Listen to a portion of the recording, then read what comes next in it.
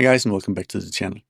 So if you've ever built a document understanding model and you have it running in production right now, most likely every now and then a document is sent for human validation. But what happens to that data? Does it just sit there? Does it teach the model anything new? Does anyone really do anything with it? Well, specifically for document understanding in the modern variety, the honest answer is most likely nothing happens. And that's a shame because that data is what can elevate your model from me to being truly awesome. So in this video, I want to show you a feature in document understanding modern that captures all of those corrections that happen inside a validation station and lets you feed them right back into your model. It's called exceptions for review or fine tuning. I actually don't really know what it's called. Never mind that. Let's just get into it.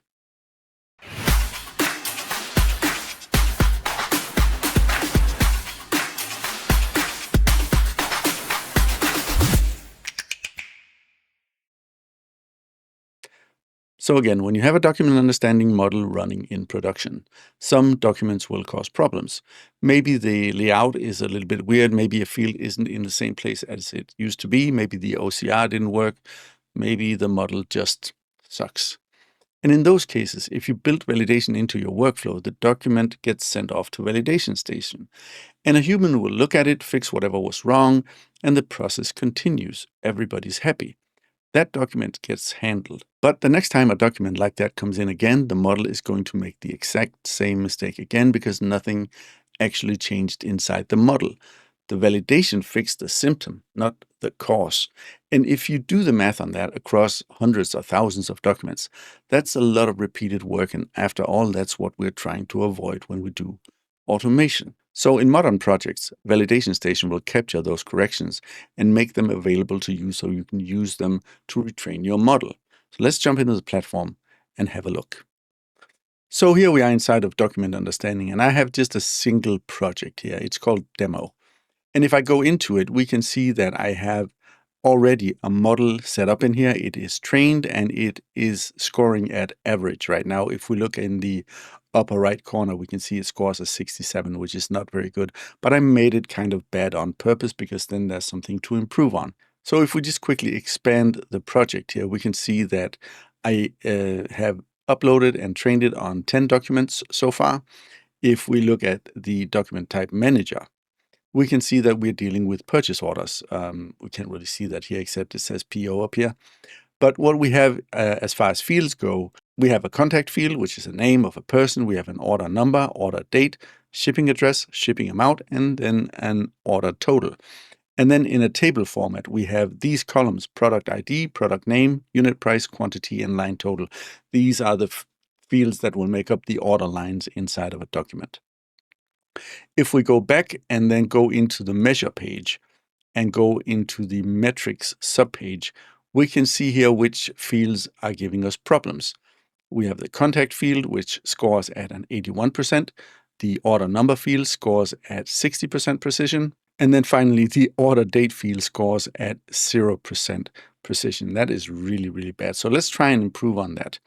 The way we can do that is by going into Publish. And as you can see here, we don't have any versions published yet. So I'll create a project version. I'll just call it Initial Release and click Create. And now we can see that this model has a status of trained. If I click the deploy switch over here, we can see that it is now deployed. So now we actually have a fully working deployed model that we can use inside of an automation. We'll do that in just a second. Before we do that, let's go to the monitor page, because in the monitor page, we can see a list of processed documents. And that list is right now empty because we have not processed any documents using this model from within an automation. But that's what we're going to do now. So we'll jump back to the publish page. And then over here on the right, we can click the Open Studio Web button. What that'll do is it will build a simple project inside of Studio Web that will actually let us test our model. So I'll click that, and a new page will open with Studio Web in it, and it will have built a very simple automation in here. So now we have an automation here. What it does is it looks into a storage bucket called DU Demo Resources. It'll look into a subdirectory of that storage bucket called Input Files, and then it will take each file in that bucket, download it, extract the document data from it, and then send it for validation regardless of confidence scores and all of that. And then it will simply log the extracted data. If we open Orchestrator very quickly here, we can see that inside of my workspace, I have a storage bucket called DU demo resources. That's the one I just mentioned that the automation wants to use. And it has already put a file in here, but that's a file that has been already used for training. So it's not really a good file for the demo purpose. So I'll delete it. And then I'm going to upload some files, and I'm going to fast forward the video here because I'm going to add a subfolder to the name of each of these files. So it's going to take just a second, but I'll pick, I think 5 files here. I'll pick them one at a time because I need to add this subfolder name, input files. And that's how you do that. I hate how that works. You can't just add a folder, but that's how it is. So I'll just add 4 more files and then I'll get right back to you.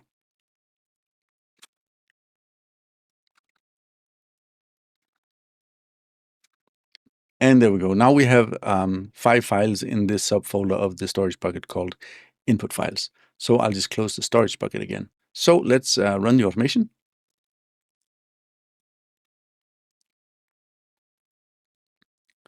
What we can see is that it retrieved a sample file, it logged some information about it, downloaded that file, and extracted document data from it. Now it's trying to validate it. And now it says that we need to validate it inside of Action Center. So I'll click Open in Action Center. Here's the document in question. I'll assign it to myself.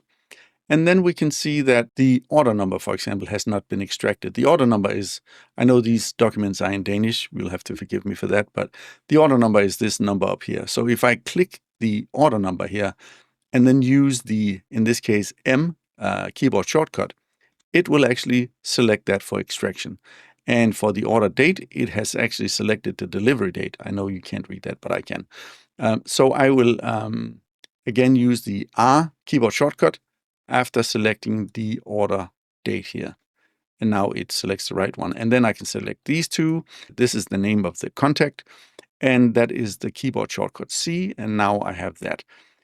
Other than that, things are looking pretty good on this purchase order. So now I can submit it, continue and save. And that means that hopefully our automation can resume and continue. And there we see the extracted data. And then it should move on to the next document. It already has. It has already opened or created a task in Action Center. I will go into that task, assign it to myself, validate the document as we did with the previous one. We can see basically the problems are some of the same. So I'll select the order number here, press M. I will select the order date and press R. Select these 2 first and last names, and then I will select, C for contact. And then in the order date here, we can actually see that it prompts us to actually tell us what is the date format. So the day here is going to be 19. That's the date format that I use. And the month is 11, and the year is 2024. Submit and continue. And now we can go on to the next one. The next one, I think I'm going to screw this one up really badly, and I'll tell you why in just a second. So we'll wait for it to go to validation station. Open in Action Center. Assign to myself.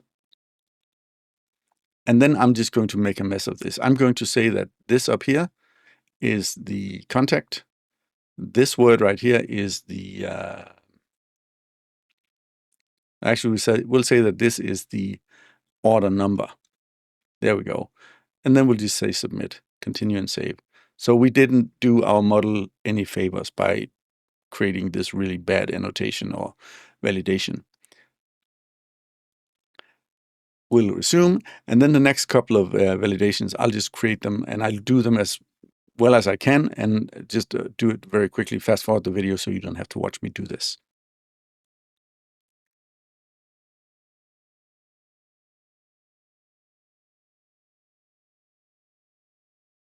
And there we go. My automation has run to completion.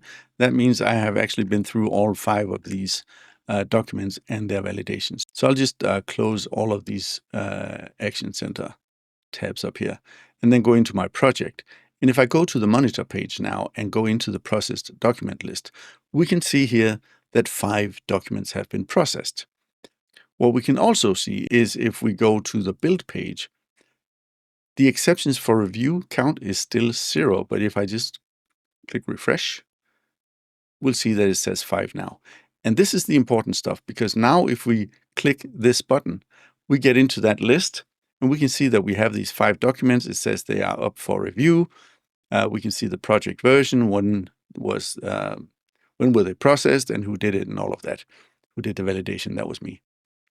So if I select the first document here, we can see here that, well, first of all, we can see the document itself, but we can also see all of the fields over here, both the order header fields, but also if we click the show more for the table, it'll actually open the table with all of the order lines in it. That's not very interesting because we didn't make any mistakes in that.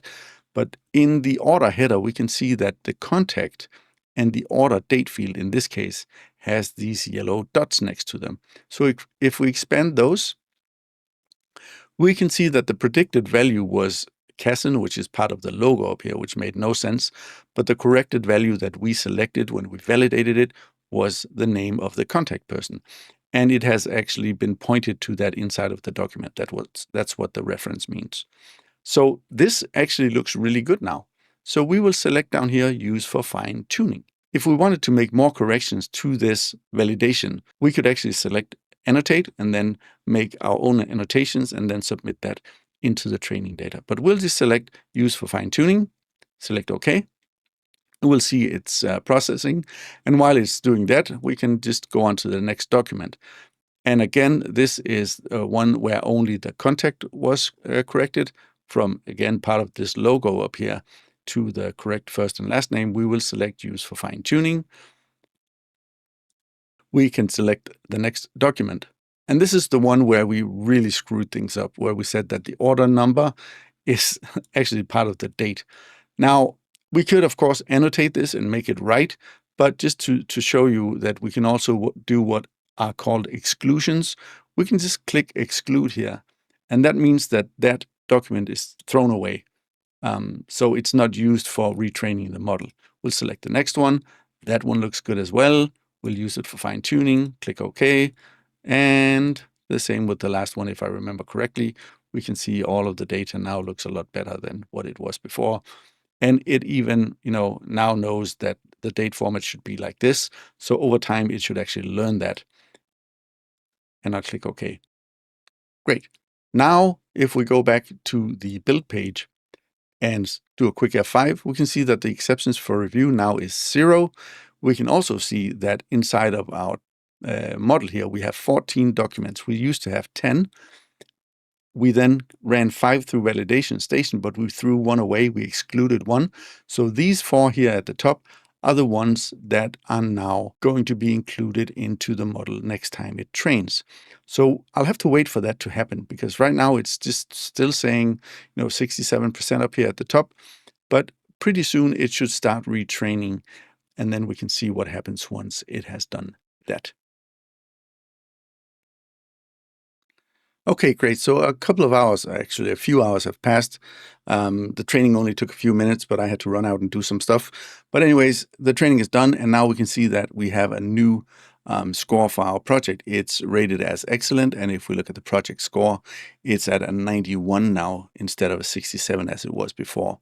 And if we go into the measure page here, we can again go into the metrics, and we can see that, the fields that we had problems with, the contact, the order number, and the order date, are now scoring at a much, much higher accuracy.